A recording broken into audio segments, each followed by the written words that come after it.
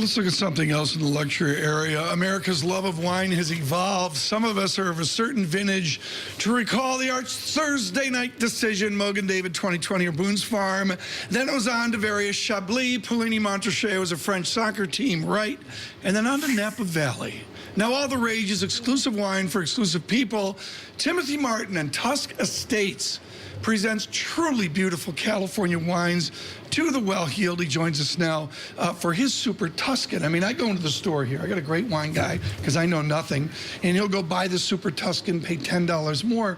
But Tusk is a different thing. First of all, it's a California wine, right? That's right. It's a California wine. We produce the wine in Napa Valley. The idea behind Tusk was to create something exquisite. Everything is done, it's handmade. The process is different than probably most wineries, and the care that we put into it, from the care of our vineyards to the care to each bottle to how we process. Let me go to the question, and the only thing I know a little bit about is champagne on this, which is like the grapes from hillside to hillside in France vary. Where do you get your grapes? We source from, we have 7 different vineyards in 5 appellations. Napa Valley is divided into these regions we call appellations. And the idea was to give our master craftsman and partner, Philippe Melka, all the tools to create a masterpiece. Philippe is like Picasso, and so I said to Philippe, paint a masterpiece. And so what this allows Philippe to do is to pull the best fruit from these amazing appellations and create something beautiful. But the real innovation is not what your vintner has done, but what you have done with the structure of how you sell the wine, right? Well, I think that what we've done is a little bit different than most wineries. We are a private group in the sense that, you know, we celebrate the woolly mammoth, and the reason we do is because the woolly mammoth is the modern patriarch or matriarch to the elephants. Elephants, which are very emotional and passionate and family-based, are connected for life, the grandparents and the parents and the kids. And so our model in Tusk is that everyone is connected. We're a small family. Everyone is connected to one of us owners by 2 degrees. It's a very small-knit group. Can I have a serious question? Yeah. Cork or screw top? I mean, this is a big deal. I talked to a French guy. I talked to a French guy who said there's a lot of intelligence to a good screw top. You see it all across New Zealand.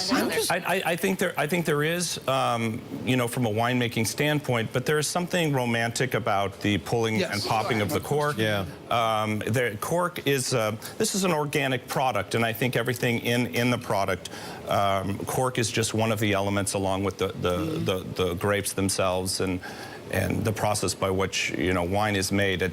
Me personally, I'm not a huge fan of the screw top, but that's just... Tim, what makes it fine? Is it organic? Yeah, a lot of our farms and our vineyards are organic, yeah. So is this an organic wine? No, it wouldn't be classified as an organic wine. But I'm saying the winemaking process in general, which dates back thousands of years, is an organic product. And so one of the things that we've done is try to create something beautiful.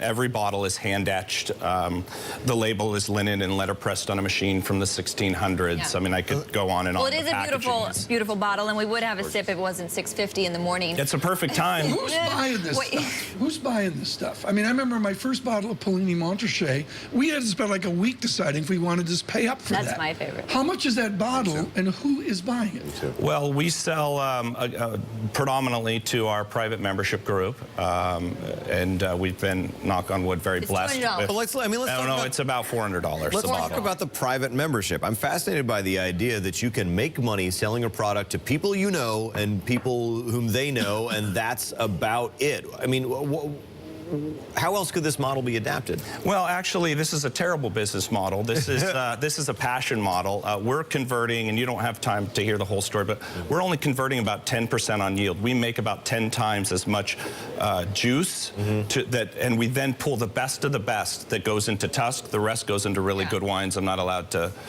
talk about. Is that the difference between a fine wine and a less expensive wine? It's in the details, absolutely. I mean, we're making very crucial and critical details that I don't think, you know, that they're not good for a business model, but they're great for wine. But marketing is really important, particularly with very fine wine. You have to create a sense of exclusivity, and that's part of the model, right, for this specific bottle. Yeah, and I think that one of the things that we've done is we only make 150 cases in the world of wine. That is very, very small, so the scarcity is real. It's not fabricated. Let's bring it back to the real world. Fred Lane is out of wine. I'm out of wine. When I lived up in Boston, you go to Newton Lower Falls, and they always save your butt at the wine store. Where will the wine store be in 10 years?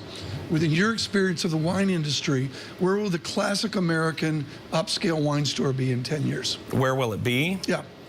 That's a good question. I mean, I think more and more, wine as a country, I think we are continuing to rise. I think we are the largest consuming country of wine in the world, and so, I think we only have room to grow. Still want to go in stores. Still an experience to have that conversation. Very good. Let me get to the Forex report right now. Thank you so much with Tusk Wines.